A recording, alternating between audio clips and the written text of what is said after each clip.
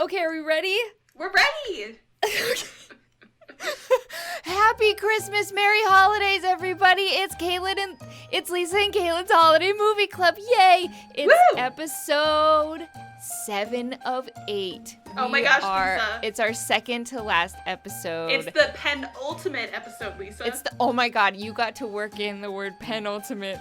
It's like the word of the day. Dude, I learned what that word meant a couple months ago, and I'm like, that's the coolest word of all time. I always heard it and didn't know what it meant, and then I finally figured it out, and I'm like, I need to start using the word penultimate, and that was my chance, and I didn't do it, but I'm so glad you did. Well, you can use it on the recap of next week where you're talking about what we previously discussed and looking forward. Yeah. I got you. Anyway, today we're going to be talking about A California Christmas, Noelle, A Very Merry Toy Store, and Recipe for Seduction. So it's kind of like our Mario Lopez special. It's our AC Slater special. Although we haven't seen Feliz Navidad, which I'm very excited about. We really need to see that. Also, I don't know if you've watched this, Lisa. Have you watched the Saved by the Bell reboot? On Peacock? No. Have you? I've heard it's not bad. No, I haven't watched it yet. We need to do this. Dude, we gotta watch it. Okay, quick recap before we get into it. Kaitlin and I have been friends for 8 million years. I'm gonna say 8 million. And usually during the holidays, we text each other back and forth while we watch these good, bad holiday movies. But this year we decided to actually do a podcast about it and just talk. You know, we're like looking at each other. I got her up on my video here. Oh, she's looking so cute. Hi, Kaitlin. Hi, Lisa. I got you on my video. Yeah. I'm gonna boop you on the nose. Boop. You look so great, by the way. Oh my god, I just dyed my hair a couple hours ago from a box in my bathroom. So, does it look okay? Yes, I did that last even? week. That's why it looks super dark, too. I got you. Thank you. Yeah, we gotta do what we gotta do. It was a rush job. It's a little splotchy. After 3 washes, it's gonna be beautiful. So hey, Kaitlin, what's going on? You just got done with a little happy hour, so yes. So are you totally liquored up? I don't think I'm totally liquored up. I mean, I've only had like an inch of wine, Lisa, from my glass. An inch of wine. That's how we measure wine. I don't know. I don't know how to tell you ounces. I'm like, I have had this much, and now I've had this. Oh my god! But it's different in different glasses. Yes, but I mean, you can see me on camera. In our audio medium, they cannot. But yeah. No. Okay. What kind of wine are you drinking? Anything special? A Cab Sauv that I got for free. That's the way to go. Mine was also for free. It's called Dark Horse, which I also consider myself a dark horse just in life in general. So I felt it was appropriate. We did not get our hands on the Hallmark wine. Don't they have a Hallmark Channel holiday wine? Was it Hallmark or was it Lifetime? Hallmark? I can't believe we always get those two channels confused. I don't know, man. I don't know. I think it's fair. Either way. The only one I have the Bachelor wine. Which I'll tell you, it's a price performer, Lisa. Price performer. Okay, from the show The Bachelor. Yes, they have 3 wines. It's like they have a Chardonnay. They have a darker red. I can't remember exactly what it is. It might be a Cab Sauv or like a Merlot or something. And then they have a rosé called The Final Rose. But I was like, missed opportunity. It should have been The Final Rosé. The Final Rosé. Okay, Kaitlin, I have to tell you something crazy, and you're gonna make fun of me for this. I have only seen one season of The Bachelor, and I am currently halfway through my first season of The Bachelorette. And it's only because I watch whatever Netflix puts on itself, okay? Yes. Whatever, because they pick and choose. They pick and choose like random seasons of things. That's why I just watched the 2 seasons of Survivor that they put on Netflix, because I'd never seen Survivor before. And a while ago they put on a season of The Bachelor, and I'm like, oh, okay, let's just give it a try. And it was amazing, because I think Netflix picks like really good seasons, like really spectacular seasons to put on there. I am halfway through The Bachelorette. It's an old one, like early 2000s, with Allie, like this cute little blonde girl. Yep. And it's getting a pretty bonkers on this season. I did not think I would like this show, and I am really thoroughly enjoying it.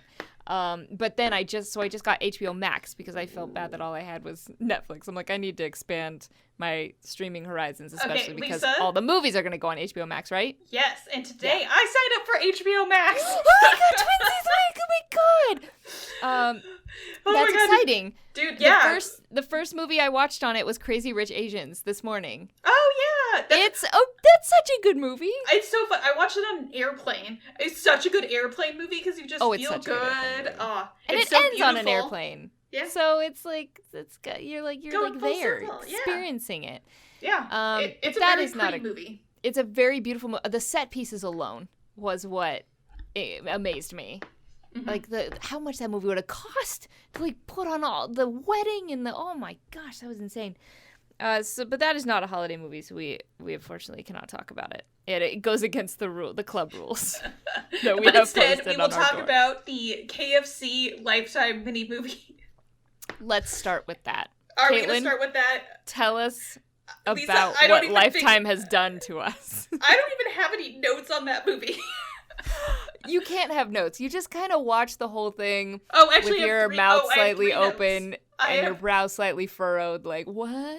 I have 3 notes, and one of them is a question. Oh, 2 questions. 2 questions for you. All right. Okay. So Recipe for Seduction, if you don't know, is a collaboration between Lifetime and KFC where they have made a 20-minute mini movie you can watch on YouTube where Mario Lopez plays Colonel Sanders. The chef to the rich and the famous, who is apparently about to lose the house. So the mom and the fiance, or the potential fiance, go into a plot to thwart the budding love between the, I don't know, we'll say heiress and Mario Lopez as Colonel Sanders. Yeah, so basically Lifetime is coming to us saying, hey, we get it. We know. We are fully aware that we make terrible Christmas movies. And we own it. We completely own it. So they gave us this 15-minute parody of themselves, which I really appreciate. You know, everybody needs to be able to, laugh at themselves. And it's as ridiculous as it sounds. You know, they take the very common plot that there's a nice family about to lose something. You know, in a Christmas movie, it's always like, we're gonna lose the ranch, we're gonna lose the jazz club, we're gonna lose the farm, and similarly, they're gonna lose the house or whatever in this. So it's like, again, they're taking all the tropes that they're known for and putting it into a 15-minute movie on YouTube with Colonel Sanders, Mario Lopez, AC Slater, and chicken. Oh my gosh! So my questions were. I have a couple questions, Lisa.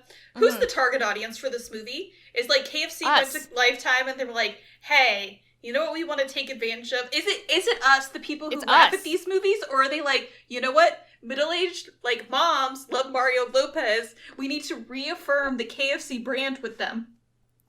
100%. It's us. I would say we are on the younger end of the demographic. Okay. And then it goes all the way up to moms in their early 60s. I think it's a broad stroke. Bracket. Yeah, it's a wide berth. I feel a little comfortable being part of that bracket. Well, female only, obviously female only, unless there's the dudes who are like, oh, AC Slater, I gotta watch him in this thing. Then they'd enjoy that.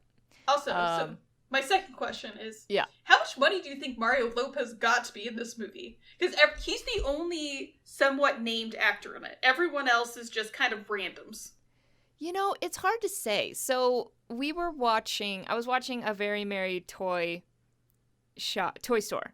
Okay, I initially wrote Toy Shop and then realized it was Toy Store, and I wrote over it and now it looks like Toy Storp. So I was watching A Very Merry Toy Storp, and Sean came up behind me and he's like, is that Melissa Joan Hart and AC Slater? And I'm like, yeah. And then it was the other guy from Mike and Molly. And Sean was like, how do they get these people to star in these bad movies? We were watching the part with the really bad green screen, which we will talk about later. But I'm just I think it's just what they do. I think it's just a really fun thing that they get to do every year is star in all of these cheesy Christmas movies. They probably get paid a good, a decent paycheck. You know, you're not talking blockbuster bucks here. But I bet they get a good paycheck, and I bet it's a lot of fun and not that much work. So, from what I've heard in third-party reports on How Did This Get Made, June said, June Diane Raphael, actress, that she believes that they get paid well. You also get put up in a nice hotel, so they get put up at like the Four Seasons while they're shooting this movie. Mm-hmm. And they've also gotten to a point, because Lifetime churns these out so quickly, is they like get an ice rink. They shoot 3 movies on the ice rink, like, concurrently, like, back-to-back, like, set up on one side, one movie's going, okay, great, you're wrapped. Let's go to the middle, okay, good, you're wrapped. And then they go to the third. And that's how they just maximize doing these movies, is they just send everyone up to Canada, and they just churn them out. It's like a factory. It's a movie factory.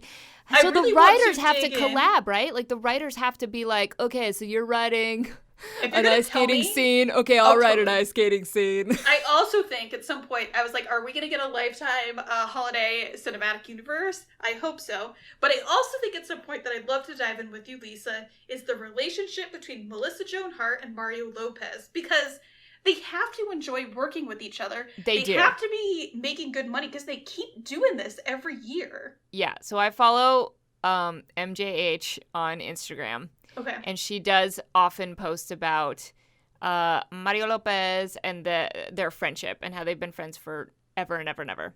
Mm-hmm. And Melissa Joan Hart and her mother, Paula Hart, I believe is her name, they own a production company called Heartbreak Productions.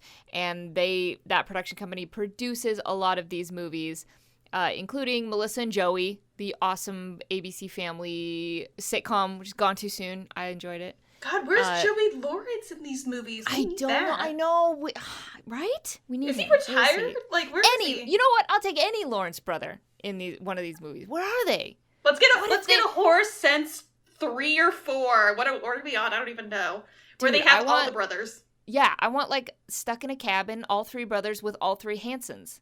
The Lawrences and the Hansons. Or they're in competing cabins, and it's kind of like a Hatfield and McCoy situation. I'm down for it. Wow, we have such amazing ideas. Last week, we came up with the idea of a movie called Feliz Navidad, starring puns.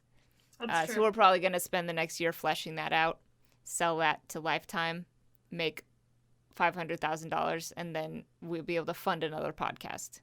That's how much money we're putting up right now to do this. We'll add the video element. Because you have helped get us there. I also enjoyed, the other note I have about A Recipe for Seduction is when the guy is sitting at the bar with the ring open, just staring at it and drinking whiskey and like having a conversation. Did Sean do this? Did Sean just go, you know what, I'm going to go to a bar, ring open, have a conversation with the ring open, and is like whiskey at a country club? Yeah. It was just such a random scene. Very random moments. But, you know, it's fine because it's very tongue-in-cheek and they were making fun of themselves the entire time. So it's on YouTube. It's worth a watch. You seem to believe they are. They're so self-aware. Okay. And it's almost like we can't even make fun of it because they're already making fun of themselves. So I think we should move on to Lisa, a California Christmas. We have to talk about, before we move on to California Christmas, the ending where he just... Oh, yes. Where they set us up for a sequel. The sequel, they do set us up for a sequel. We're not going to spoil it, but they set us up for a sequel. So next year... And then he just bites into the chicken and stares at camera. How else are you going to end it? I mean, it was so well done. I'm not gonna lie. When's the last time you had KFC? Well, they don't have a lot of gluten-free things, Lisa. Oh, yeah, so probably, I would say like in my teens.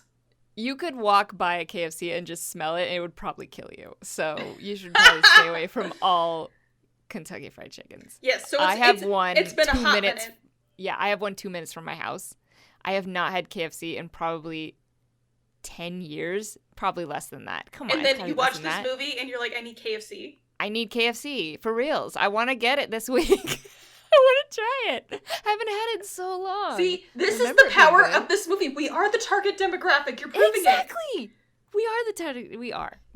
I want some of them mashed potatoes. I do love the mashed potato. Maybe one of them their sandwiches. Don't they have a special sauce? All right. They can't talk about it anymore without being sponsored by blend, right? Huh? They have the original blend for their chicken, like the spices. I don't know. I don't have regular TV, so I don't see their commercials. And I haven't been there in 10 years, so I don't know. But this was a 15-minute long commercial with fried chicken recipe. And tries to sabotage Colonel Sanders. All right, let's move on to a California Christmas. Yeah. Okay, so this is the newest Christmas movie on Netflix. It is, I think, currently number 1 in the BS top 10 Netflix movies, which I still think that they probably just pay for it. You know what I mean? This movie is starring a husband and wife. I did not know that. Oh, but yeah, okay. So they're married IRL. And Kaitlin's going to give us a little rundown of the plot of the latest Netflix holiday whirlwind adventure. Go. A motorcycle enthusiast. God, I have thoughts on this movie. Okay, a motorcycle enthusiast and heir to the Van Ashton Empire proceeds to go to a vineyard and dairy farm to try to win land for their shipping facility in the middle of nowhere. Are there problems with the plot already that you could poke holes in? Yep. It's okay. So this is like the exact type of movie that we like to talk about here on Lisa and Caitlin's Holiday Movie Club because it's terrible. Yeah. Oh yeah. But it's Christmassy and it's fine and it probably kind of knows it's terrible, but it's like I felt like the Christmas was really lacking in this. For a California Christmas, we needed more California. So I think there were a couple things right off the bat that I was like, when they go and they're in San Francisco, and I was like, oh, that's great and creative because you think of a California Christmas. I don't know about you, but I immediately thought, I'm like, oh, they're going to be at like the beach in like LA or something like that. And right. So they didn't even go California with it. They went like Midwest. Right? Well, like it's what it felt like. San Francisco, and then so they mentioned Creston at some point. And so they go down to like Central California, and that's where the movie takes place, like outside of Paso Robles. Like when you're driving from NorCal or SoCal to NorCal or vice versa, like Paso Robles is in the middle at like the 3-hour mark either way. I don't understand how this guy was like, why would anyone go here? Blah, blah, blah. And like, he's driving by vineyards, and I'm like, you live in San Francisco. Napa's literally an hour away, which is covered in vineyards. On top of it, a place where like a lot of like wealthy people hang out because there's a lot of like expensive wines, restaurants, things like that. Like, you're telling me that this guy has never been like to Napa ever? Yeah. But it doesn't even take place in Napa. They decide that they're going to go to Central California with it, which doesn't make sense. It also doesn't make sense that they need this piece of land in the middle of nowhere for their shipping facility. Yeah, you know, the title, you're right when you said the title was misleading, because it is. When you think California Christmas, you think frickin' colored lights on a palm tree. You think the beach. You think LA or San Francisco, the city. Like, you think of, that's what you think of. So I wish it would have been called like a wine country Christmas. You know what I mean? I feel like that would have been a little bit better. I think that would have been great. Or if you were going to do a California Christmas, open with like the shot of the vineyard. Like, set us there immediately instead of like bouncing us around between the city, which I think like also overall just a real lack of Christmas. There was not enough Christmas. I will call it ambiance. Yes, I say that on purpose. Yes. For my taste. I completely agree with you. The reason we stomach a lot of these good, bad Christmas movies is because they're just so cozy. And you get the snow and the hot cocoa and you know, the cute girls in the scarves and the hats and the super cute guys in the pea coats. And just kind of like that visual happening in your house kind of makes you feel like it's Christmas. And that's what I enjoy. So it's almost like it doesn't matter how bad the story is because you're watching a Christmas wonderland and people falling in love in the snow, and it's wonderful. This did not have that, and I agree with you. I think that's like the biggest sin that it committed. Yeah, because it was like, then it's just a rom-com. Like, why is this set at Christmas? Christmas didn't play a big element other than the deal was going to happen around Christmas Eve that he had to make this happen. Agree. You're right. It did not need to be around Christmas. It's almost like it's kind of just like a cash grab for people who are into these type of movies around Christmas time. It could have just been like in the summer or something. Yeah. Do you think they were like, guys, let's add Christmas to the title to make sure it goes out and we get viewership on it. Otherwise, we're not going to get the budget. Yeah, I agree. I totally think that's what they did. For reals. Yeah. Yeah. I did not personally really enjoy this movie. I did not either. I thought it was like, it started strong and it was like, okay, I'm going with this. We got this mistaken identity. We're rolling with it. I liked Leo and the real Manny were kind of fun and their whole thing. I appreciated Christmas cheer and wine. Like, that's a combination made for us, Lisa. Yeah. But there was not enough Christmas cheer, and there was just not enough happening with the plot on top of it. It got a little serious with the mom at some point. Like, the mom she had cancer, right? Yes. And then she has a scare, and they can't wake her up, and they rush her to the hospital, and I was like, this is getting too drama. Yeah, it was not lighthearted enough. There was not enough Christmas imagery. Yes. I did not see one gazebo. Was there a gazebo? I did not see a gazebo. We had a vineyard, no gazebo. We had a dive bar. We had very unsafe motorcycle interactions where he jumps on a motorcycle wearing a suit and formal shoes. And I was like, you do not get on a motorcycle like that. That's so unsafe. And then them jumping on a motorcycle together, it was not good. Yeah, it started out like it was going to be right up our alley, and it really wasn't. But that being said, if you're into these type of cheesy movies around Christmas time, it might be for you. You can check it out if you want to, but you could alternatively go to YouTube and watch A Very Merry Toy Store, which is the newest upload from Lifetime. They put this movie on YouTube, which is great. They have multiple holiday movies on YouTube. Like, the fact that we found this out this week is mind-blowing. I was like, how did we not know this? I personally am excited for one that has Denise Richards in it that I'm definitely going to watch.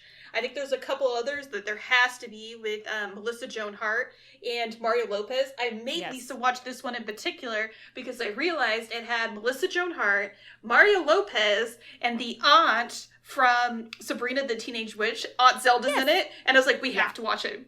Yeah. Okay, so I'm going to jump right in. I would say this... Give us the summary, Lisa. I'm throwing it on you. I'm not... No. You're doing the summary. Sorry, I forgot. You start. Summary. Go. Two rival toy stores owned by Melissa Joan Hart and Mario Lopez face off in a small town when a big box toy store comes to take over their idyllic small town. I said small town 3 times, but that's fine. We need to reiterate. It's a small town, guys. Yes. It's a Christmas movie, small town. You get it. In New Britain? Yeah, I don't remember. That was the name of the small town, I believe. So already, it's great because Melissa Joan Hart's like the queen of Christmas movies, and you get right off the bat this imagery of these toy stores. You know, the toy store windows that you see all the, it just makes you feel like a kid again. They set it up nice that there's these 2 toy stores literally right next to each other, and we soon find out that. It was her dad, and wasn't it her dad and Mario Lopez's dad? Yeah. They had a deal, and then it went south, and Yep. So they hate each other right off the bat. But then they have to come together to battle the big new big box store, kind of the big mean toy store. Roy's Toys. I have to say it wasn't as silly as Holiday in Handcuffs, which is one of my favorites with Melissa Joan Hart and Mario Lopez.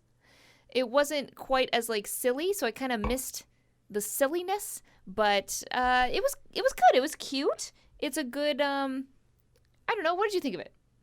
I enjoyed it. I think it was cute. There were a couple places that I was like, are these morals we should be having with the story? Such as the what is it? The pickpocketer, the shoplifter. So continue to shoplift to get the attention of the one you love and then immediately forgive them. I was like, that's a questionable moral. On top of it, the what was his name? Joe, the diner owner, pretending that he had to learn to play the piano for his niece's wedding, so he could spend time with Aunt Zelda. I was like, yes, there's a foundation of lies kind of happening all over the place that makes me a little uncomfortable. Yeah, there was some stretching happening in the writing process. There was a little bit of writing yoga that was going down. I just don't think we needed the side plot with the shoplifter and the brother. No. Like, she could have just been a kooky character who works at the diner, and he could have been the kooky brother, and we just call it good. Yeah. I'll tell you something. They did, so they made a joke, and is this the Neil Armstrong thing? No, this is okay. How am I gonna explain it? So they kind of did a gag, and at the time, like, it was kind of a funny gag, but then as I was thinking about it, I was like, man, they shouldn't have done that. So when Melissa Joan Hart's store and Mario Lopez's store decide to come together and be friends in order to fight the bigger evil, they do this little, like, army speech where they're like, okay, men, like, we know that you hate those guys and they hate you, but we have to come together and, get over our differences for the greater good. And then all the employees are like, what are you talking about? We've been friends for, like, years, and, like, we hang out after work. And, like, two of them are like, we're going to go get married. And they're like, oh, okay.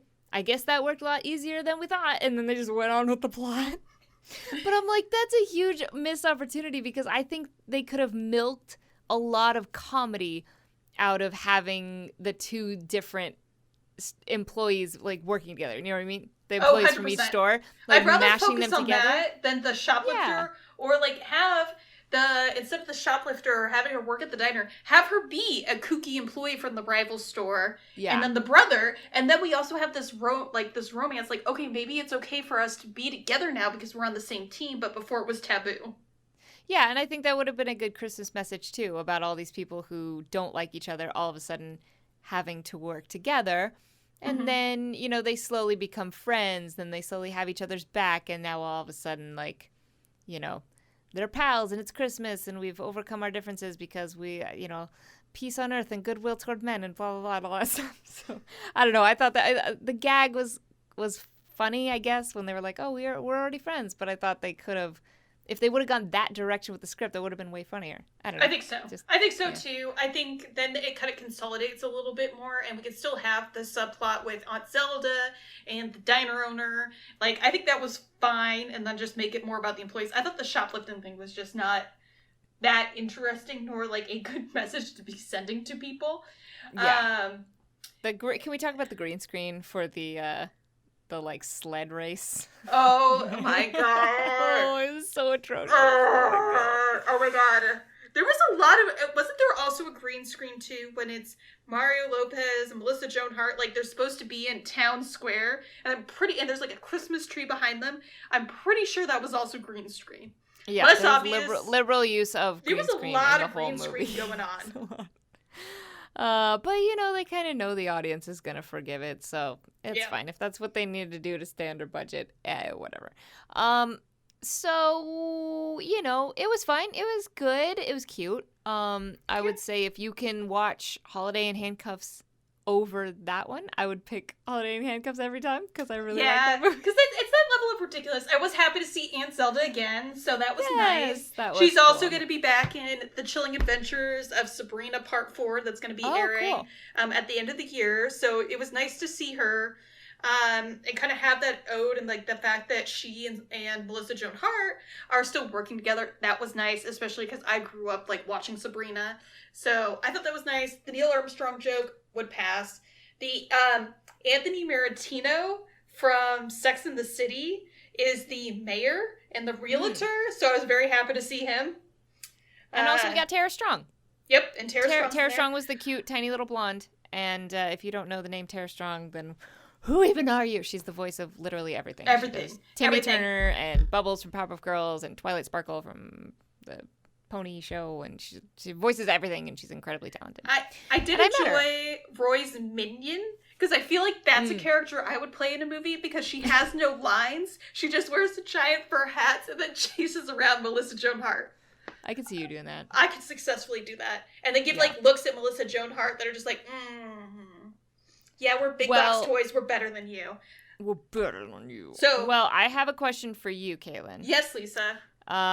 Unless you have any final closing words about Very Merry Toy Store. I mean, I have 2 closing thoughts. Okay, One, let me hear your Toy Store thoughts. You got your mascara tears with Melissa Joan Hart in her perfect face of makeup and then the smudged mascara. So I thought that was good. Yep. The other thing I thought was, and I've seen this in a couple other movies, I think it happened with the Irish Christmas Village movie, and then I think A Country Christmas, and it happened in this one, where they have them drinking water from a wine glass, pretending it's wine, and I'm like, why have they not tinted this more to be like a white wine, which is like more yellow, and it's just straight water? Or just give them real wine. God. Yeah.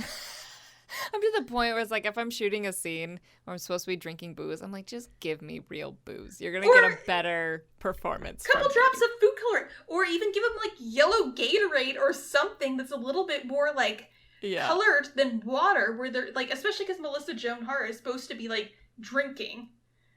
Can you imagine if they were drinking lemon lime Gatorade out of a wine glass? Just a fluorescent yellow pea-colored liquid. Did they spend all the money in the green screen that they just like could not fix this in post? I don't know. I just thought it was an interesting thing that I hadn't noticed. I started to notice as we watched more of these movies, and I'm like, why are they not tinting it a little bit more? This is blatantly water. And then, like, especially with Melissa Joan Hart, where you're like, okay, I can let this pass with others where, like, I'm being classy and drinking water out of wine glass. She blatantly says she's drinking wine. I'm like, that's water. Wait till I tell you that it wasn't real coffee that I was drinking and sugar and coffee on all that. I'm sure it wasn't, Lisa. It was flat Coca-Cola, and it was very sticky. We know all about the fake coffee with the empty cups and the double grip hand, and that is blatantly empty. Yeah. Okay, so that was that, and it's on YouTube, so if you want some Lifetime movies, you go check out that on YouTube. Yeah. But there was a movie that debuted on Disney Plus last year. Man, we've had Disney Plus for a year now. I know, isn't that crazy? Dang, this pandemic just flew by. It didn't actually. It was long and painful, and we're all dying a little bit. But anyway, we've had Disney Plus for a year, and one of the first original movies to debut on Disney Plus was called Noelle with Anna Kendrick and my favorite person ever, Billy Eichner from Billy on the Street. And I watched it last year, you know, because I'm current and hip, and, you know, I'm, like, with the times. But Caitlin's all over here like, I didn't watch it, so I guess I'm a year late to the party. So she just watched, it's called Noelle, right? It's called Noelle. Yes. I'm late to the party. Man, but I was just talking about how hip I was, and I'm like, what is the movie called? So Kaitlin watched that. So I would like to hear her thoughts, because I really, really enjoyed this movie. I thought it was going to be dumb, and then I watched it, and I really loved it. So take it away. I thought it was very cute, too. The premise is that Noelle is the daughter of Santa Claus, and her brother Nick is planning to take on the role of Santa when he passes away. Santa passes away, and her brother Nick struggles with taking the role of Santa Claus, and it turns out that the role was always meant to go to Anna Kendrick or Noelle herself. Well, way to just spoil the whole dang thing, Kaitlin. No, I'm just kidding. We know this is a spoiler podcast. I thought it was very cute.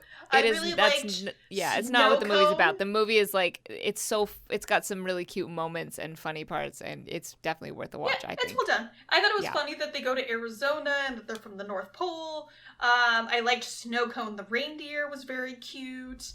I liked their Oh My Garland and like those like little references they make that are all like Christmassy or very cute. I think it's worth a watch. Yeah, I think Anna did a good job of kind of embodying. So it's funny because usually she's kind of known as an actress for being kind of like mean a little bit. Like most of her roles, she kind of this. No offense, she's very beautiful. Yes, but she has this kind of edge to the way she looks, and she kind of naturally has a like I hate you look. You know what I mean? But that works really well. She had it in Twilight. She had it in Pitch Perfect because she was like an edgy character, but you still liked her. Same with what was that movie? George Clooney movie. Yeah, George Clooney movie. The George Clooney movie. Scott Pilgrim. Yep. So she kind of played the same character for many movies, and she's very good at it because she has that like natural scowl, you know, and it's great. But in this one, I feel like it was a very different character for her, and she did a great job of kind of being that Buddy the elf, super innocent, likable, you know, cute, optimistic, very optimistic character. I thought she nailed it, and I love that in Christmas. It was well done. I also thought your boy Billy, which I know from Billy on the Street, did a great job as Gabe or Gabriel. Kaitlin, for $1. Yes. Will you tell me? I can't even think what I was gonna. Oh, Kaitlin, for $1, name a white person. You. Oh, I am the whitest person. That is the best you could have done in answering that question. Billy on the Street's an amazing show. Is it still on Netflix? I don't know. I've only seen it on YouTube clips. Dude, Billy, I think the whole thing, all the seasons are on Netflix. He's also on TikTok constantly. I scroll on TikTok and it's all his videos just running up to TikTok, people. And I don't even have the TikTok app because I went from being hip to being lame in a matter of 10 minutes on this podcast.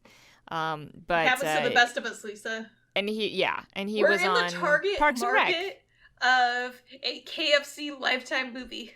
Yeah. We're no longer expected to be cool. I was shopping. Speaking of Target, because you said Target and then made me think of Target. Gotta love Target. So I had the realization the other day that I'm pretty sure the purpose of my life is to slowly relocate everything in the Target store into my house. I go there so often and I always buy so much stuff. I'm like, it's only a matter of time before all of these things in this store are now in my house where I live. Just one by one every year, just chipping away at that goal. Yeah. I was really sad when I moved to Southern California because there weren't Targets really around. They're not as prominent as they are in like Oregon or Northern California. Right. They've started to expand, Lisa. They're all over the place now. It's so nice. They've got what? I thought they were already everywhere. That shows what I know. I live a very privileged. That's the Dark Horse wine speaking right there. I live a very privileged life, having access to a Target wherever I go. Dark Horse wine at Target? No, I remember I got it for free. Somebody left it at my house. And you know what? They left it at my house a month ago, and we drank one glass out of it, and it's had the cork in it ever since. And doesn't wine go bad after a certain amount of time? Well, it still tastes fine to me.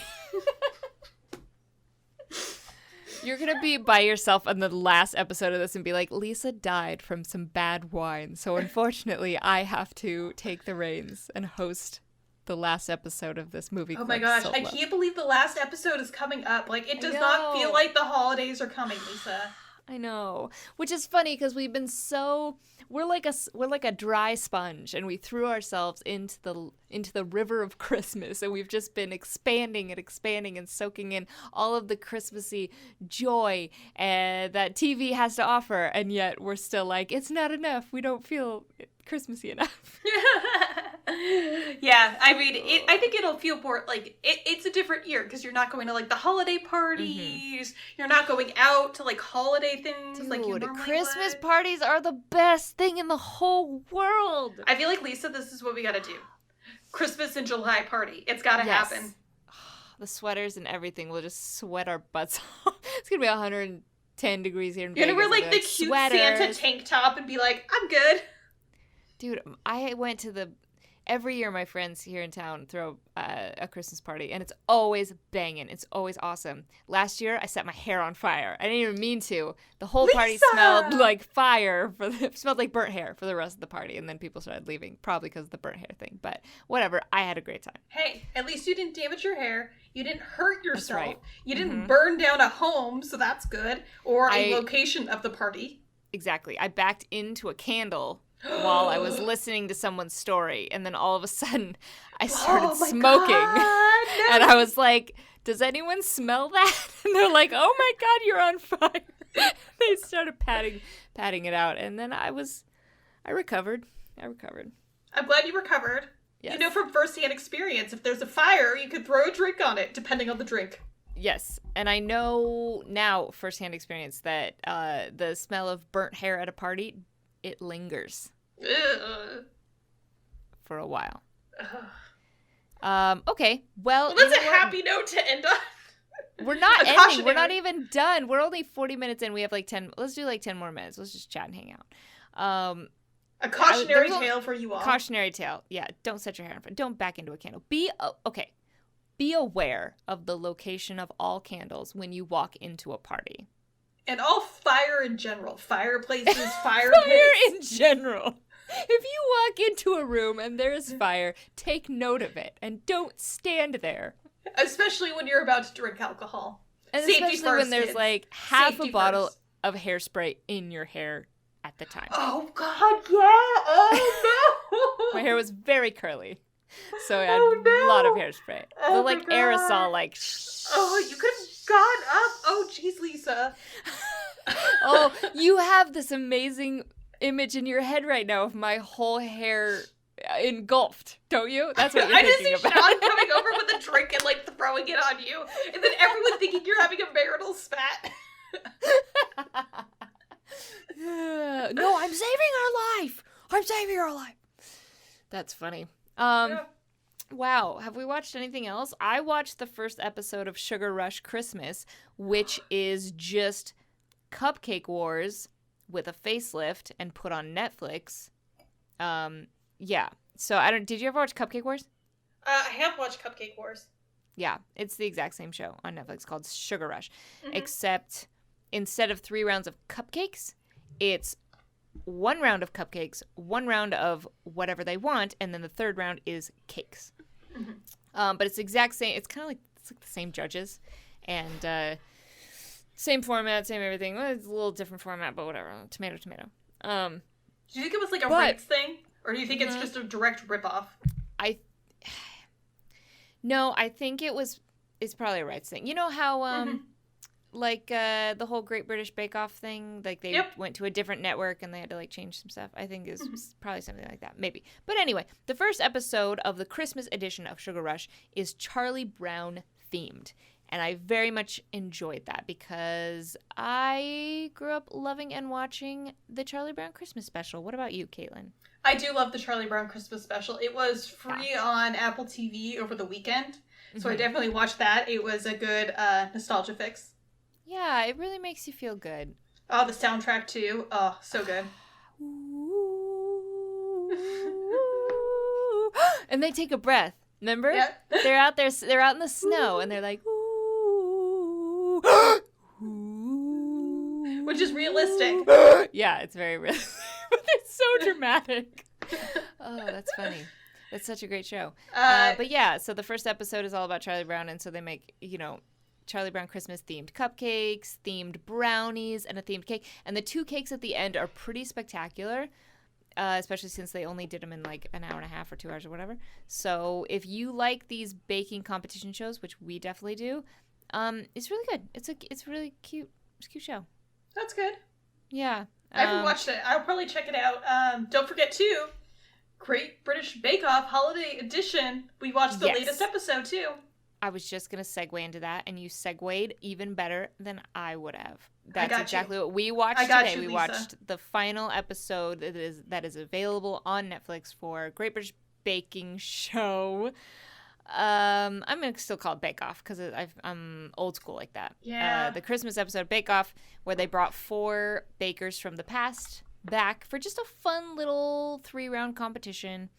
And it was great. I mean, we're huge fans of that show. Yes, we are. We love us some Paul Hollywood, especially in a wolf holiday sweater. That was a sweater. Jumper, as they call it in Britain. A jumper. That's what they call sweaters in Britain? Yeah. A jumper. A jumper. A jumper. That's so funny. I didn't know that. I've started calling the trash can the bin because the bin. Call it the bin. I like throw it in the bin. Instead of a bus, it's a coach. A coach. It's not a trunk. It's not a trunk. It's a boot. Throw it in the boot. My favorite is instead of lining up, queuing. Oh, queuing. It's not an elevator. It's a lift, and it's not an apartment. It's a flat. Yeah, a queue is definitely one I'll default to. Coach just sounds better. Like, let me load you up on this bus. It's like, no, get on the coach. Yes. Get on the coach. Yeah. Yeah. Oh, God. I want to travel so bad. I know. I was traveling, too. I know. You were traveling all over the dang world before this shut down. What are some of your favorite places that you visited? Enlighten us. Take us on a journey. London is still my favorite city in the world. I really like London. Love London. God, I love London. Love London. Paris is really magical as well. I really like Paris. I went to Madrid. I didn't get to spend as much time exploring the city as I would have liked, or eating as much food because I was really focused on like work while it was happening. So I definitely want to go back and explore more. Seoul is very cool. I really liked Seoul. Nice. Berlin is also really. I've gone to Berlin a couple times. Really got to explore that, and so that's been really fun. You're so international. Oh my God. Yeah. The U.S. I've done like Canada, I've done Vancouver, I've done Toronto, I've done all over the U.S. as well. I'm trying to be a little bit international, domestic as well. It does count. I'm just kidding.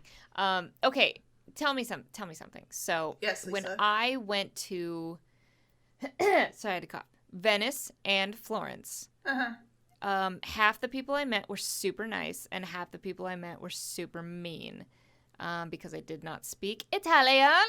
So I got yelled at a couple times. One by a lady, I was just trying to buy a damn pastry, and here she comes all like blah, blah, blah. And then another lady, I was just trying to buy a damn banana, and she's blah, blah, blah, yelling at me in Italian, super upset. So tell me about Paris. What percentage of the people that you encountered spoke English, and how many were nice, and how many were not nice? So I think it's a little different now depending on when you travel, because you do have things like Google Translate and other things to help you, which helps significantly. I think a lot of times, as long as you make some sort of effort, most of the time they'll be more forgiving. So I always try to make an effort. I mean, there are places like Seoul, which I went to, where I encountered people, or when I went to China, where people who speak English are very, very limited, and you just kind of communicate with hand signals, and then you show them stuff on your phone, and that's what you got to do. But at least in like the places like, Madrid, I do speak a little bit of Spanish. Italy, I did speak a little bit of Italian. And then French, I do like a little bit. I knew enough to get by, but I like purged that as soon as I left, honestly. I knew a little bit. Like I know enough to get by, and most people are forgiving as long as you try. Yeah, I always made fun of Sean when we were in Italy, because he'd start so strong. Like, he'd come up to somebody, he'd be like, "Mi scusi, mi scusi, mi scusi." And then as soon as they turned around, he'd be like, "Yeah, where's the train station?" Like, he'd just go from such a strong accent to just, like, weird, dirty Americans. We're as American as you can possibly I really liked Florence. Venice was fun. I went to Venice in the summer, though. And I don't know if you've ever been to Venice in the summer, but like the water is just like, you see these photos online about Venice, and like you think the water's like crystal clear. It's not. And it's gross. It's not. It's gross, and it smells. It smells, right? Yeah. Yes. I went in June. I think it was in June or July.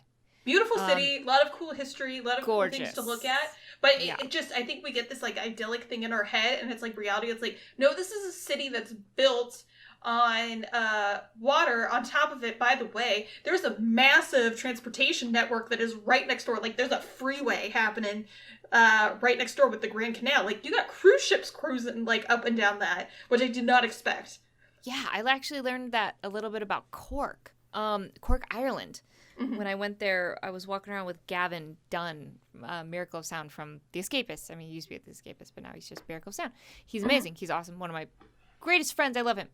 But we were walking around Cork, and his girlfriend Rachel was pointing up at some houses that were like really high up, like they were kind of like second stories. Mm-hmm. And she's like, yeah, a long time ago in this area there were canals and like water, and that's why they're, this is where all the water was. And I was like, what? Like, totally blew my mind. But no, Caitlin's right. It's a beautiful city, but it is definitely grosser than I expected. Yeah, I think you get like this idyllic like set in your mind, but at the end of the day, it is a city. It's kind of like when you go to New York and there's just garbage on the streets. Oh, like, New York, nothing smells as bad as New York. God, New York smells bad. Oh, it's like but you have this like garbage. idea in your head from the movies. Like, I just remember the first time I went to New York, it was like, this is so bizarre because I recognize all these places, but I've never been here, and it's because of all the movies that take place in New York. Yeah. I feel like why I've am I been itching here. so much? Why is it? Yeah, New York's. Yeah. I'm not really a New York person. I've been there like 3 times. Nickelodeon sent me there a couple times for work, and I went there when I was a kid for a dance competition. Same thing. Yeah, it was. It's you're in these magical locations, but then at the same time you just kind of feel dirty and smelly and warm garbage smell everywhere you go. It's city life. We're just we're not used to it. That's right. You live in LA. You're like. I know. I'm not into like downtown LA though. That's true. Yeah. Yeah. Downtown LA is not good. But yeah, I think that about wraps it up for us. I have a cool project debuting in January. Ooh. So I don't think I can reveal what it's called yet, but it is D&D related. Ooh. I will hint at that. It's pretty fun. So awesome. follow me at Lisa Foils for updates. And I just found out tonight that my 3rd episode of All That aired tonight. I didn't know that. Oh. I was in 3 sketches on the brand new All That on Nickelodeon, and the 3rd sketch that hadn't aired yet aired tonight in their Christmas special. So if you can find a way to watch that, you should, because it was Lisa, you were in Christmas All That. Oh my God, Christmas All That! Oh. So magical, joyful. Spreading the holiday love everywhere you go. That's what I do. I'm so proud. And pick up my book, Ash Ridley and the Phoenix, for a young reader in your life if you can. I don't know if it'll get to you before Christmas at this point when we publish, but try anyway. And Kaitlin, where can we follow you?